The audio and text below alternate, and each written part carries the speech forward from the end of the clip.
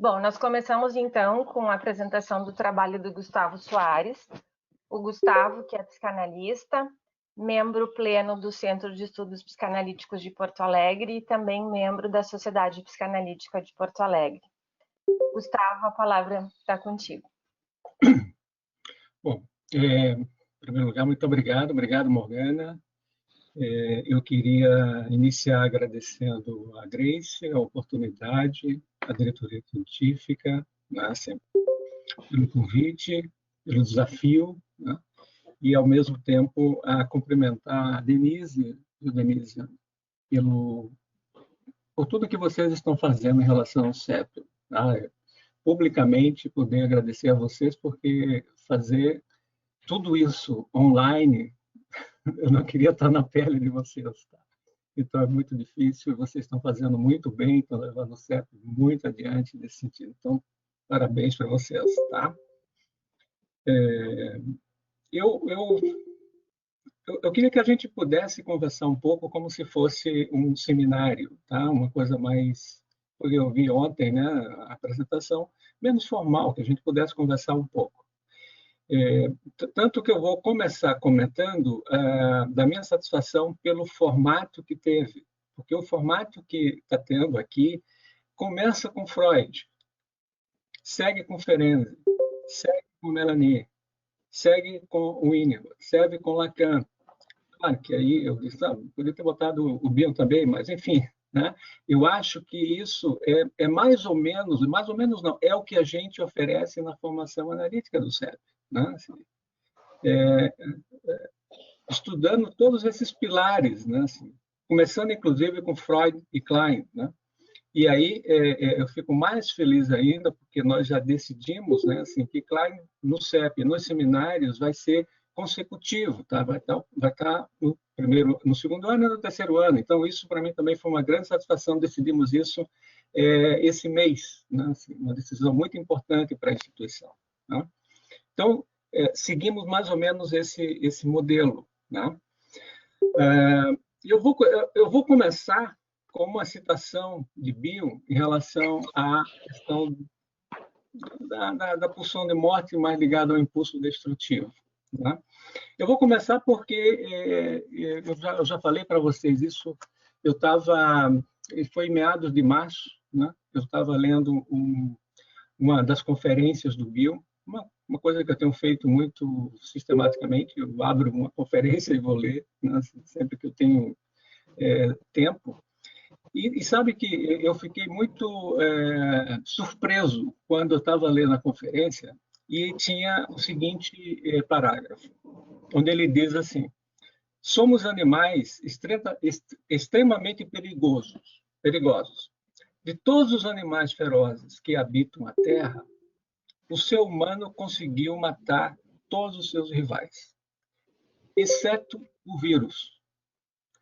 No fim da Primeira Guerra, a gripe espanhola matou um número maior de pessoas do que a própria guerra. Mesmo levando em conta a nossa maravilhosa destrutividade, não somos tão eficientes quanto o vírus. Eu quase caio para trás quando eu li esse parágrafo em plena pandemia, né? Totalmente ao acaso, né? Porque eu não fui procurar nada disso. Mas aqui o Bion fala da destrutividade do ser humano, né?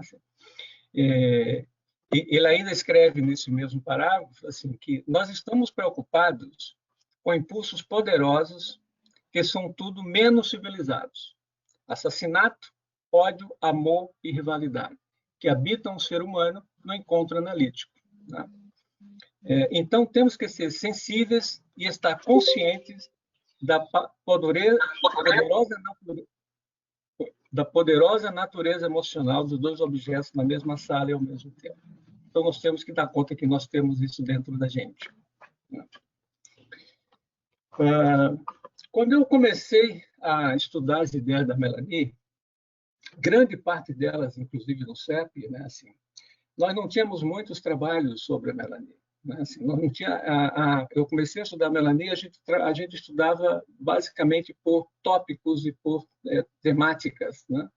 Mais adiante, a gente sistematizou um pouco mais o estudo dela, acompanhando a construção do seu pensamento. Eu acho que isso foi um ganho muito grande, mas era muito difícil da gente poder captar um pouco ela, né? Assim, eu até recomendo, se vocês quiserem ler a Melanie, nós temos vários livros, temos o Melanie Klein Trust, que é o site oficial da Melanie, né? E eu vou colocar em destaque um livro que ultimamente me impressionou um pouco, até porque é pouco lido, né? Que é o livro da Júlia Kristeva. Para quem não conhece, a Júlia Kristeva é uma psicanalista búlgara que está radicada na França e que escreveu um livro onde ela coloca a Melanie entre as três mulheres gênios do século XX, ao lado de Colette e Hannah Arendt. Nesse livro, ela faz um estudo do pensamento da Melanie, né? Assim, e por que eu estou colocando isso? Tem outros, tem o Petot, tem a Elsa Del Valle, tem o Groscourt, tem vários livros que a gente pode encontrar alguma coisa da epistemologia da Melanie, mas nesse livro em especial, ela faz um cotejamento com a escola francesa e com Lacan, então isso é interessante também para a gente poder entender o pensamento freudiano e algumas coisas com Lacan, que muda um pouco a linguagem, né, assim, e algumas compreensões que ela tem. Então, eu achei muito interessante. E eu trouxe para vocês assim, por que ela homenageia a Melanie como uma das três mulheres gênios do século XX. Nas palavras dela, ela diz assim: Melanie Klein não tarda a se impor como a inovadora mais original da psicanálise, sem distinção de homens ou mulheres, soube de fato imprimir uma nova orientação à teoria e à clínica do inconsciente, sem, para tanto, romper com os princípios fundamentais do freudismo.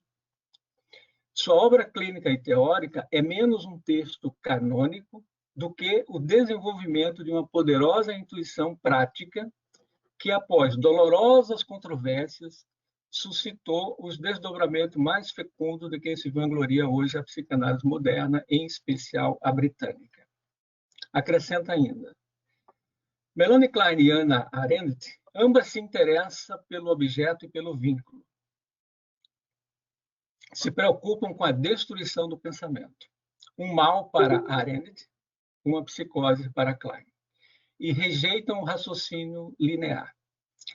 Dissidentes de seus meios originários e profissionais, exposta à hostilidade dos clãs normativos, mas capazes de guerrear sem piedade para desenvolver e defender suas ideias originais, Arendt e Klein são insubmissas, cujo gênio consistiu em se atrever a pensar. Essa é a homenagem que a Júlia faz e o porquê de que ela... E aí ela discorre sobre todo o pensamento da Melanie. Eu não vou entrar na vida da Melanie, porque senão não daria tempo, mas só colocar para vocês que a Melanie ela cresceu dentro de um meio e através do seu irmão, acompanhada de intelectuais como o Arthur Schnitzler, o Nietzsche, né, assim, e isso é a Melanie, né, assim, ela era uma mulher muito inquieta, queria fazer medicina, queria fazer psiquiatria, casou muito cedo, não pôde desenvolver isso, né, assim, então, depois, se vocês tiverem interesse na vida da Melanie, vocês podem ter acesso a todas essas. Porque a Melanie começou a psicanálise mais tarde. A Melanie começou a psicanálise, ela tinha 37 anos, né? E foi publicar o primeiro trabalho, já tinha quase 40 anos. Então, ela começou, para a época, inclusive, era muito tardia. Né? Bom, uma coisa que é importante, né? Desde 1923, que Melanie vem se ocupando da ansiedade como resultado do sadismo, aonde a principal tarefa do ego é elaborar suas ansiedades. Eu vou colocar o seguinte: o que eu estou querendo ver com vocês aqui, né? Os principais pontos que a Melanie vai postular. Eu queria começar pelo fim, vamos supor, para ver se a gente chega até isso e entende a questão da pulsão de morte no pensamento dela. A Melanie vai colocar que, desde o nascimento, tem um ego não integrado, né? Ou seja, ela já vai trabalhar com a ideia de que existe um ego no bebê ao nascer. As primeiras defesas usadas por esse ego são cisão, negação e identificação projetiva. Ou seja, ela leva a repressão para mais adiante e traz a cisão como sendo o primeiro mecanismo de defesa organizado pelo bebê, né? O superego vai surgir antes mesmo do complexo de Édipo. Então, além dela anteriorizar o superego, ela anterioriza mais ainda, né? E não vai ser o famoso herdeiro do complexo de Édipo. Mas aqui uma ressalva. A Melanie não está dizendo que aos 3, 4 anos não existe um complexo de Édipo. Ela diz que esse complexo de Édipo começa mais cedo. Os ucranianos hoje, ou pessoas que seguem a Melanie, costumam dizer que nós temos aí uma situação edípica, né? Eu já acho que começa ao nascer, mas, enfim, a Melanie diz que começa aos 6 meses, né?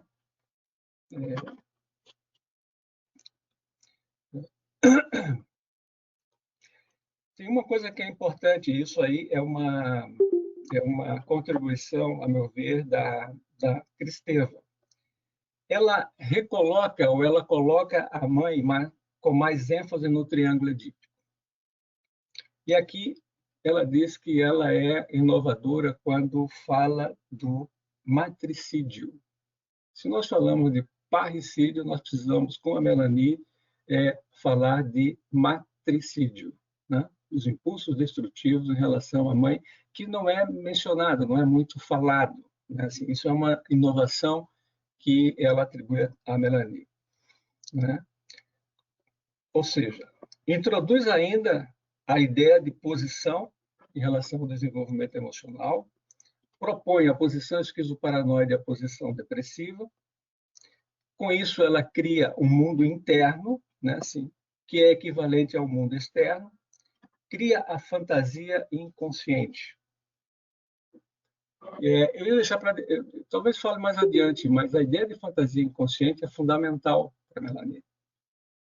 Porque a fantasia inconsciente, dentro do viés kleiniano, é definida como, né, assim, a expressão psíquica da pulsão, né? Então, a fantasia inconsciente eu acho que a fantasia inconsciente ela perpassa todo o pensamento kleiniano, embora ela não tenha escrito sobre isso, ela usa o texto da Susan Isaacs, né? Mas produz uma controvérsia muito grande naquela época, entre 41 e 44, que às vezes a gente pensa que possa ter sido mais um movimento político até do que teórico, não sei bem, porque a partir dessa ideia, né, assim, a sociedade britânica mudou completamente, né, assim, havia uma disputa, né, ou seja teórica, ou seja de poder e tudo mais, né, entre a Melanie, a Freud, o grupo freudiano e o grupo kleiniano, né, que fez com que a sociedade britânica tivesse a configuração que ela tem hoje. Então, a sociedade britânica hoje tem o grupo kleiniano, tem o middle group, que é o grupo representado por Winnicott, e o grupo freudiano. E cada um desses grupos tem uma peculiaridade. Por exemplo, o grupo kleiniano, a pessoa pode se analisar com qualquer pessoa, mas tem que ser supervisão com o grupo kleiniano. Então, mas eles permaneceram sendo a Sociedade Britânica de Psicanálise. E dentro dessa sociedade tem todas essas nuances, entende? Isso é resultado de um acordo, né, assim, que foi feito naquela época, né, assim, que eu acho que vem junto com essas controvérsias que está para além da questão teórica nesse momento, né? Isso foi uma forma de acordar as diferenças que existiam dentro da sociedade britânica a nível de pensamento, né?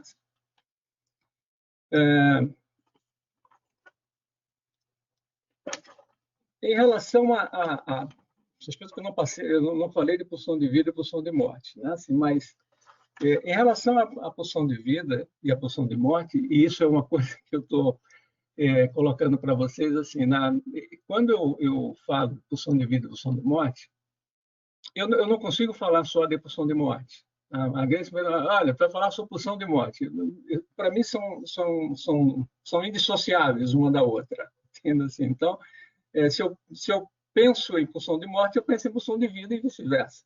Então, eu trabalho com a dualidade pulsional, mas, enfim, se a pulsão de morte é, como o Inácio diz, como é que ele chama, a pulsão primus, né? A pulsão originária, etc., né? Eu não consigo fazer essa distinção tão clara assim. Para mim, as duas trabalham juntos, as duas são importantes para o crescimento psíquico, né? E aí vem uma diferença que já é importante, né? De acordo com o modelo do qual a gente está trabalhando, porque eu posso trabalhar com um modelo em que a pulsão, não estou falando pulsão de vida e pulsão de morte, ela pode ter no modelo, se eu interpreto certo, no modelo freudiano, uma fonte e um objetivo, né, assim. Mas eu acho que a Klein ela acrescenta que, além da fonte e do objetivo, ela vai ter um objeto, ela vai ter um sujeito, né? Isso inaugura, a meu ver, um modelo, né, assim, onde a pulsão e o objeto vão interagir, né? Assim, existe a pulsão e existe um sujeito, onde a pulsão revela o objeto e o objeto revela a pulsão. É assim como eu penso, e quando eu leio a Melanie, eu sempre me levo para isso. Evidentemente que tem algumas pessoas que estudam Melanie que vão trazer a questão para eminentemente pulsional ou eminentemente objetal. Então, alguns epistemólogos dizem que o pensamento kleiniano é um pensamento instintivista, um pensamento pulsional, né? Assim, que não tem essa relação com o objeto. Eu imagino que não seja assim, até porque isso é uma coisa que eu também tenho que esclarecer para vocês. Eu acho que quando a gente vai trabalhar um determinado ponto teórico, e eu não estou aqui como entendedor de Klein, o kleiniano, Deus me livre ter isso, né? Assim, a gente estuda, mas não é dessa forma que eu gostaria que isso ficasse, né? A gente inclui as nossas transferências, evidentemente, né? Assim, e aquilo que a gente chama de teorias implícitas, né? Então, isso tudo influi quando eu estou lendo um autor, quando eu estou elaborando alguma coisa de um autor. Então, possível, quando eu digo que eu considero o modelo kleiniano, o modelo pulsão e objeto, tem a ver com aquilo que eu acredito, entende? Assim, em relação ao pensamento dela. Pode estar errado, mas isso acontece muito porque aí uma pessoa tira da cartola um determinado ponto, aqui não, aqui a Melanie fez isso. Aí eu tiro o outro ponto da cartola, não, mas a Melanie diz isso aqui. Então, a gente pode discutir, levantar algumas questões em relação a isso, né? Dessa forma, a Melanie postula uma ansiedade primordial, uma ansiedade primitiva. E aqui, novamente, eu me rendo a Kristeva, porque ela vai chamar isso aqui de dor psíquica, né? Que será responsável pela estruturação do inconsciente em Klein, permitindo o desenvolvimento de símbolos e da pulsão epistemofílica, né? Então, aqui eu queria reforçar isso, né? Em todo momento, quando se refere à ansiedade, nós vamos nos referir à dor. Ansiedade é uma dor psíquica. Assim como quando eu tenho uma dor de barriga, eu vou buscar alguma coisa que possa me aliviar, ou que eu possa entender o que é essa dor, né? Então, ela dá um significado a essa ansiedade. Eu gostei dessa ideia dela, né? Assim. Então, ou seja, a busca pelo conhecer, atravessada por amor e ódio, será um eterno mal-estar na civilização e para o humano. Questões fundamentais para Klein, Freud, Bill, e é o que nós estamos estudando aqui, nesse momento. Na clínica, a principal contribuição da Melanie, a meu ver, foi a criação da psicanálise infantil.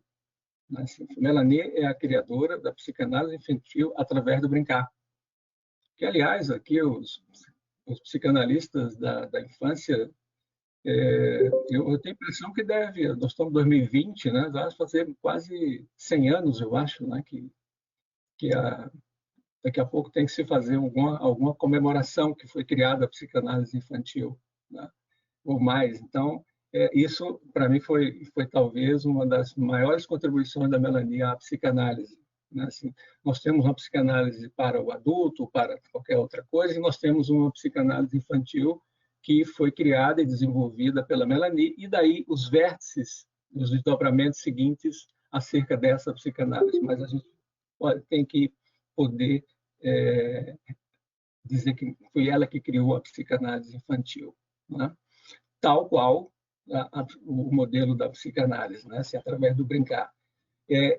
Nesse sentido, ela também leva a transferência e a interpretação da transferência negativa, né, nesse momento, que provocou naquela época uma grande controvérsia também, porque ela foi acusada de transferir, de induzir a agressão e muitas coisas, né? Assim,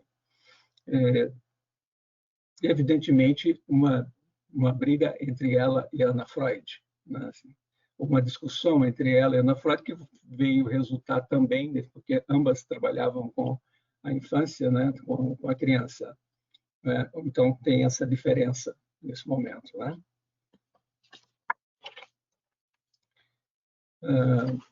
Vocês devem estar notando o seguinte, depois disso tudo que eu falei, né, assim, o que isso tudo tem a ver com a pulsão de morte? E o que isso tudo tem a ver com a pulsão de morte e de vida? Porque o último trabalho da Melanie sobre o funcionamento psíquico, em 58, ela retoma todas essas coisas que eu estou aqui comentando com vocês, né, assim, e faz todo um cotejamento com ao desenvolvimento da pulsão e o objeto. Né? Então, eu estou colocando isso para ver se tem uma coerência interna no que nós vamos poder discutir aqui em relação ao que eu falei. Ou seja, a teoria e a clínica da Melanie tem que ser coerente com o que ela está apresentando. Né? E aí, coerente não significa que concorde com A, B ou C, mas dentro dela, a coerência interna da própria Melanie. Né? Eu tinha trazido aqui a primeira análise que ela fez com o Fritz, que na verdade era o filho, o Eric, né, assim, mas eu vou passar adiante por causa do tempo. Né, assim. Então, o que eu queria assinalar é isso. A Melanie, desde os seus primeiros trabalhos, que vai de 23 até 30 e tudo mais, ela está ocupada com a ansiedade, ela está ocupada com essa dor, né? Que aparece nas crianças que ela atende, aparece em adultos que ela vai vir a atender. Então, a ansiedade tem um papel muito importante para a Melanie, né? E a gente vai poder avançar nisso aqui. As primeiras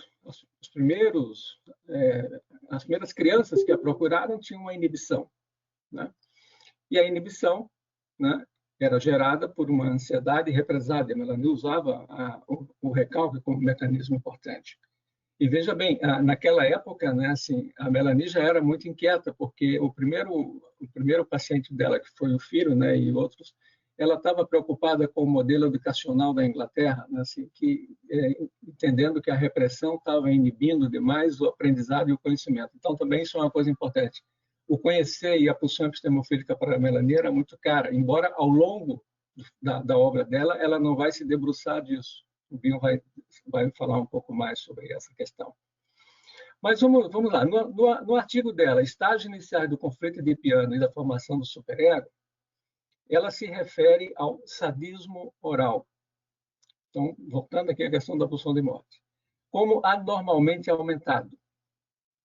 E ela escreve: ao que tudo indica, esses fenômenos do desenvolvimento arcaico já são expressão da polaridade entre as pulsões de vida e as pulsões de morte.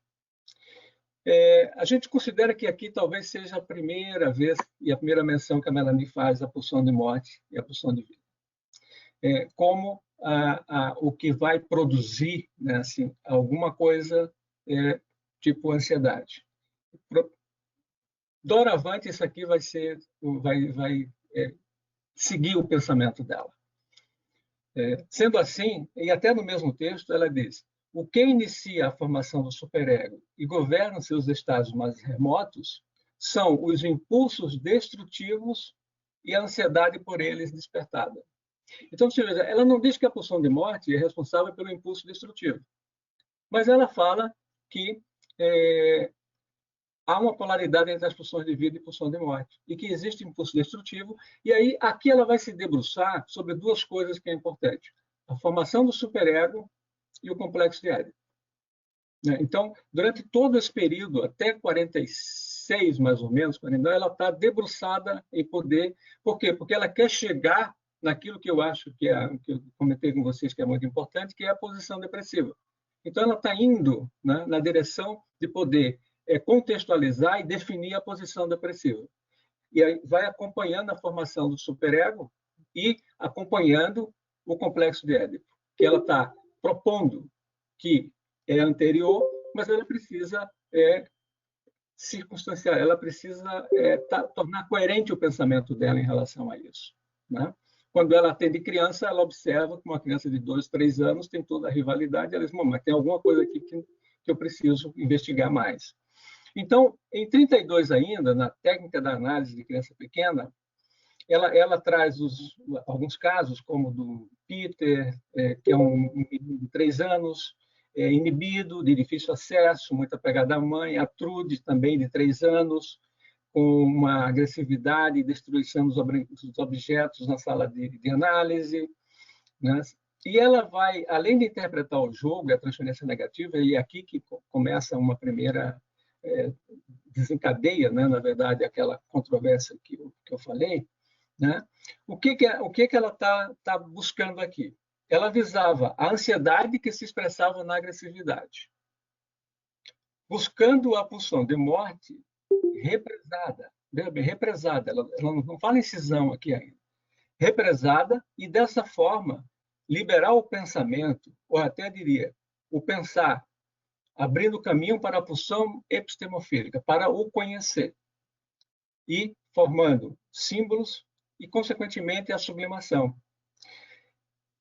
Note que nesse momento aqui, ela já tinha apresentado o trabalho dela, notas sobre a formação de símbolos, né? Que foi um trabalho muito importante, onde ela traz, né? E veja, ela estava preocupada com a busca do conhecer, né? Ou seja, do desenvolvimento psíquico através do conhecer.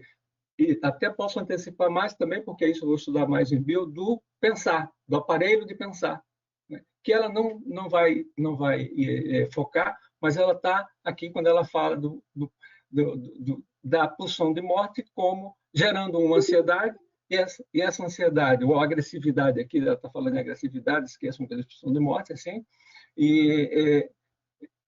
para que possa destravar e aparecer a pulsão epistemofílica e o símbolo. Né? Lembrando que, naquele momento, né, quando aquele nota sobre a formação de símbolos, né, é importante, ela estava já atendendo alguns meninos muito graves, né, e a Ana Siegel vai ajudá-la quando vai falar da equação simbólica, né? Ou seja, ela vai divergir um pouquinho aqui com Freud, né? Quando ela vai colocar a equação simbólica, ou seja, quando a criança fala alguma coisa, né? É equivalente ao seu mundo interno. Então, quando a Melanie fazia algumas interpretações assim, que a gente até brinca, né, de pênis voadores, de entrar na vagina da mãe, coisa assim parecida, né?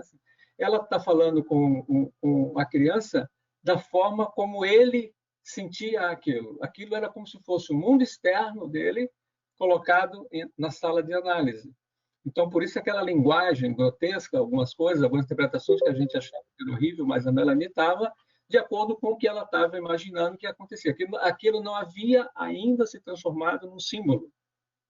A criança ainda não havia transformado isso num símbolo. Então, acho que isso acontece muito. Então, aqui ela está, e isso era a intensidade da ansiedade inibia a formação desse símbolo e, consequentemente, inibia o pensar. No desenvolvimento inicial da consciência da criança, ainda em 33, né, ela postula, então, aqui já um superego arcaico, que dá origem à ansiedade. Veja bem, novamente a ansiedade, com o qual é percebido.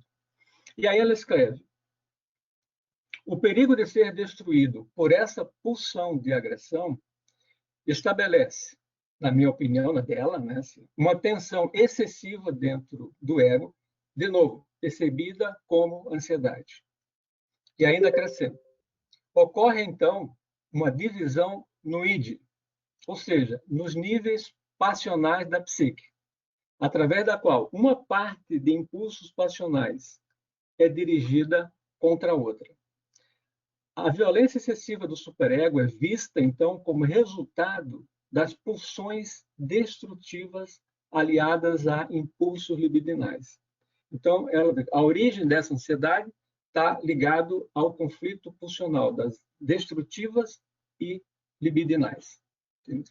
Esse conflito, né?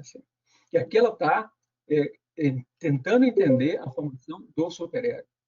Então, a severidade original do superego não representa, ou não representa tanto, a severidade que se experimentou dele, objeto, ou que se atribui a ele. Então, ela representa, na verdade, a agressividade que o próprio indivíduo dirige contra ele. Isso aqui é o Freud que está colocando no mal-estar. Então, ela está, de alguma forma, aqui dialogando, porque isso é outra coisa importante. Né? Ela vai partir além do princípio do prazer com a pulsão de morte, mas ela vai dialogar com o Freud do mal-estar na civilização. São textos assim. Aliás, eu nem mencionei isso, porque senão é complicadíssimo, mas os textos de 20, né, assim, além do princípio do prazer, do ego e do id, da negação, da negativa, e depois o mal-estar na civilização, inibição, sintomas da ansiedade, são textos do Freud com os quais a Melanie dialoga a todo momento. Né? Que depois a gente pode, se der tempo, discutir. Essa é uma ideia, e aí vem uma questão importante, né? Assim, eu já estou antecipando alguma coisa. A meu ver, essa é uma ideia precursora da Melanie Klein, daquilo que ela vai chamar de ansiedade primitiva, ligada, a meu ver, à pulsão de morte e inveja primária. Isso aqui é curioso, né? Assim, eu não tinha, quando eu comecei a preparar isso aqui, eu comecei a pensar, mas o que significa isso aqui, né? Eu disse, puxa, mas eu acho que isso aqui provavelmente é alguma coisa que a Melanie está pensando, né? Assim, numa grande conflito que ela vai ter, que é com a inveja primária, né? Assim, de onde é que ela se origina, o que é a inveja primária, que é contestada. O Winnicott rompeu com a Melanie, causou uma turbulência, né, no meio psicanalítico.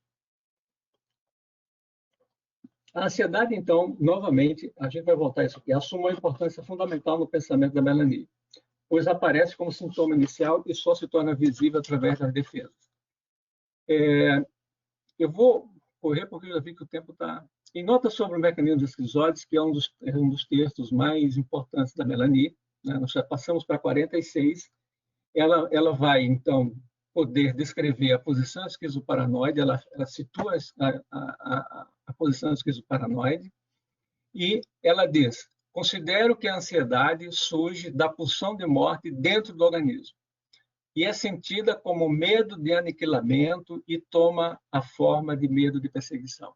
Então, aqui vem uma coisa importante, que é uma das consequências da pulsão de morte. Né? Assim, o impulso destrutivo, não vou pular porque está mais. Aqui tem uma coisa importante sobre a teoria da ansiedade da culpa, que aqui ela tem uma discussão com Freud, né, que eu acho que é importante isso aqui. Ela toma o texto do Freud de inibição, sintomas da ansiedade, e busca um entendimento para o que seria uma ansiedade primária ou primordial. Veja bem, ela não está falando de inveja primária aqui. Né? Assim, Freud vai escrever que, no inconsciente, nada há que tivesse podido alimentar nossa concepção de aniquilamento da vida. O medo da morte deve ser considerado análogo ao medo da castração. Se eu interpretei bem Freud, isso é o que o Freud traz no Inibição, Sintomas de Ansiedade. Ela contrapõe isso, porque a ansiedade era o tema para ela, né? Assim, de uma forma muito, muito enfática, como diz isso. Ela diz, não partiram desse ponto de vista. Há no inconsciente medo do aniquilamento da vida. Se presumirmos a existência de uma pulsão de morte, deveremos também presumir que haja, uma resposta a essa pulsão nas camadas mais profundas da mente, sob a forma de medo de aniquilamento da vida. Assim, em minha concepção, o perigo resultante do trabalho interno da pulsão de morte é a primeira causa da ansiedade. Então, isso aqui é muito importante, né? Ela traz isso aqui, né, como, nesse momento, contrapondo, né, assim, e ela conclui, então, que a fonte da ansiedade jamais, e veja bem, por isso que eu falei da inveja, ela conclui que essa fonte de ansiedade jamais será eliminada e entra sempre como um fator em todas as situações de ansiedade, ligada à pulsão de morte. O alcance dessa divergência com Freud, ele é profundo, porque Melanie defende seu ponto de vista baseado, primeiro, na experiência que ela tinha com as crianças, principalmente crianças psicóticas, né? Ou seja, é o medo da morte proveniente do trabalho, ou medo pela vida, proveniente do trabalho interno da pulsão de morte. A causa primária da ansiedade. E mais ainda, se trata de um medo não só da destruição do eu, isso aqui eu achei fantástico, né, gente? Mas principalmente pela vida do objeto. Pela vida, ou seja, quem é o objeto? Mãe. Então, há um medo, tanto do aniquilamento do eu, como o medo do objeto mãe. Lembra que aqui ela já tinha definido a identificação projetiva, aonde o ódio vai ser projetado no outro, projetado na mãe, e junto com a projeção dos impulsos agressivos vão ir partes do ego desse eu para a mãe. Então, há um medo da destruição também dessa mãe. Nessa circunstância, a pulsão de morte está fusionada à pulsão de vida em benefício de Eros. Torna-se desligada, desfusionada nas patologias. E aqui vem a coisa que o pessoal sempre me pergunta, me perguntaram qual é a diferença. Eu digo, bom, aqui vem a diferença entre uma pulsão de morte silenciosa e uma pulsão de morte ruidosa, barulhenta, né? Quando ela aparece nas psicoses, nas patologias nos sintomas todos que a gente tem. Gustavo, só para situar assim, o tempo, a gente tem agora pouquinho menos de 5 minutos, se tu já puder ir te encaminhando para o final, depois a gente retoma na discussão. Tá bem, obrigada. Eu vou terminar, só vou ler isso aqui e vou terminar. Porque eu acho que isso aqui é muito importante, porque isso aqui não é meu, é da Kristeva, por isso que eu gostei dela, assim, só poderia ser uma mulher para dizer isso, né? Kristeva assinala que é o medo da vida, que é um medo pela vida, que é criado através da ansiedade primária. Né? Sobre isso que nós estamos falando.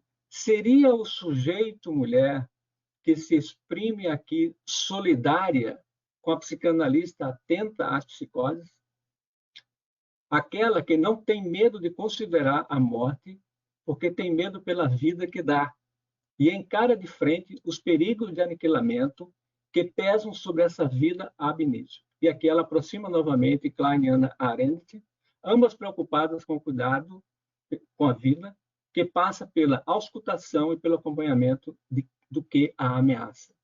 Segundo a Kristeva, só uma mulher poderia ter descoberto isso. Claro, ela escreveu esse livro há muito tempo atrás, mas aqui está implícito o cuidado, né, da preconcepção feminina. Bom, tem umas coisas, mas vou deixar. Desculpem ter expandido o tempo, tem muito mais coisa para falar, mas, enfim, é por aí. Obrigado, Morgana. Obrigada.